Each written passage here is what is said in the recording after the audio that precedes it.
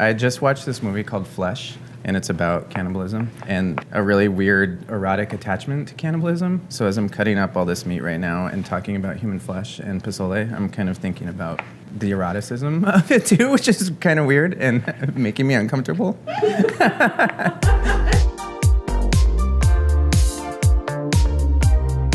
Hey, I'm Eric C. I'm the chef and owner of Ursula in Brooklyn, and I'm here to show you how to make pork sopaipillas. It's a fried dough that is in the diaspora of Tex-Mex food and some other Central and South American foods, but in New Mexico specifically, it is stuffed with savory ingredients. We're gonna start with some pork butt or pork shoulder. It's a really nice, wonderful, fatty piece of meat that stews really well.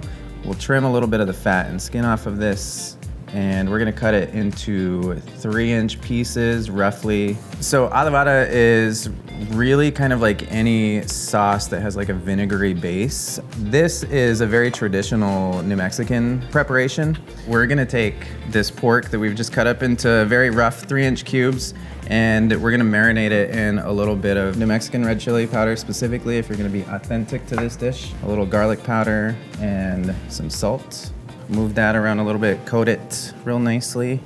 So our pork is marinating. Now we're gonna make the red chili sauce. But what we need to start with is New Mexican red chilies. You can order these online from a bunch of different New Mexican purveyors. I've now destemmed and deseeded these, and you wanna do this because the seeds will cause a lot of bitterness to the sauce, so we're gonna get rid of the seeds, and obviously the stems aren't very edible. We're gonna toast these in you could do this in the oven, you could do it in a cast iron pan, but we're gonna toast them just to make them a little aromatic, and they'll blister just a little bit.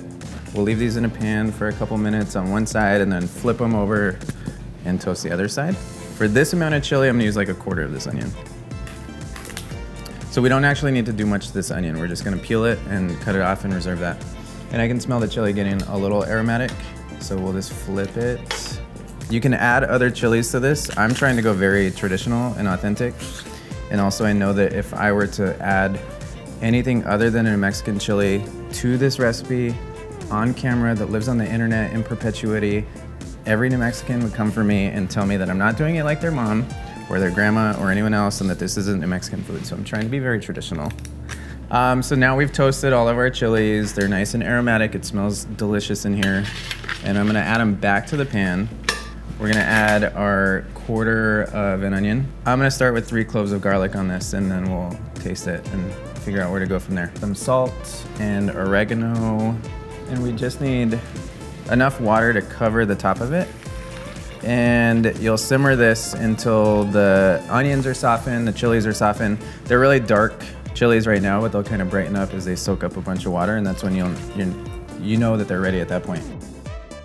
All right, so these have simmered for 15 to 20 minutes. You'll see that these chilies are like nice and plump and juicy. And now we're gonna blend them. I'm gonna try and figure out how to do this in the least messy way possible. This is a big, heavy stock pot, but onions, salt, oregano, all the chili is gonna go in here. I'm not gonna put all the water in there immediately because the volume of your pot is gonna be different at home. So we're gonna start and see what the texture of this chili is like first before I add the rest of that water. All right, there we go. Vice Munchies, you pick some good chili. This is beautiful. This is so red. This texture looks good. I don't think we need to add any more water. But we're gonna push it through a strainer to get all the pulp out.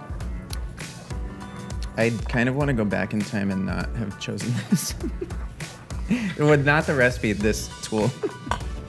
All right, we got most of the liquid out of here. Scrape the bottom. But you can see that it's a really beautiful velvety texture right now. All right, I'm just gonna check for additional seasoning needs. Actually, it's good, it's good. Follow the recipe. All right, so now we're gonna make the carne adovada that goes inside of the sopaipilla. And we have our pork that was marinating over here in the corner. I'm gonna sear that, give it a little bit of oil, and then add this to the pot. Oh yeah, hear it sizzle. And like I said, we don't want a lot of browning on each side, and we're not trying to lock it all in, so you can stir it a little bit. Bay leaf, we can put the bay leaf in now too, since it's a dry bay leaf. At this point, I'm gonna leave these onions in here. It's not getting blended again, so I'm just gonna slice them. But New Mexico is like the oldest settled land area in the country, and the cuisine itself is the culmination of the history of like 500 years of indigenous land stewardship, and then Spanish colonialism, and then Mexican rule, and then indigenous rule again, and then American rule. And so it's like 500 years of mixing of all of these different cultures and cuisines and identities. And it's created this really unique hyper-regional cuisine that you can really only find in New Mexico.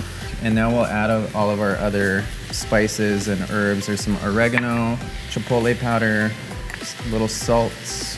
What makes it the Adovada sauce is the addition of vinegar, some kind of acid, and I'm using some cider vinegar and a little bit of honey. I'm gonna take 2 cups of that chili sauce because you're saving the rest to pour all over your sopaipilla.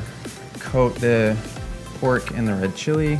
I'm gonna add a little chicken stock. You can use water or any other flavorful stock, but the chicken stock really helps give it a really nice, unique richness and depth of flavor. At this point, it's gonna like braise, it's gonna simmer for a couple hours until it's fork tender. Next up, beans. Pinto beans are the quintessential bean to New Mexican cuisine. I do not wanna see a black bean in any of these recipes at home. Pinto beans have to be used for this part. I would take the time to find good pinto beans. Definitely makes a huge difference. Don't get the cheap ones.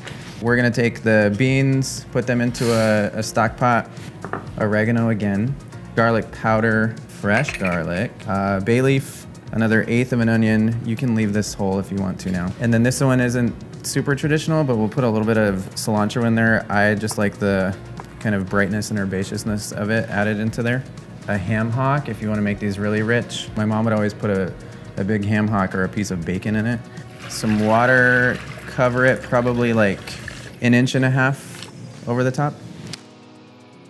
Now that it's at a simmer, we're most of the way cooked through the beans here. They're pretty tender now. Now we can add a little bit of the salt.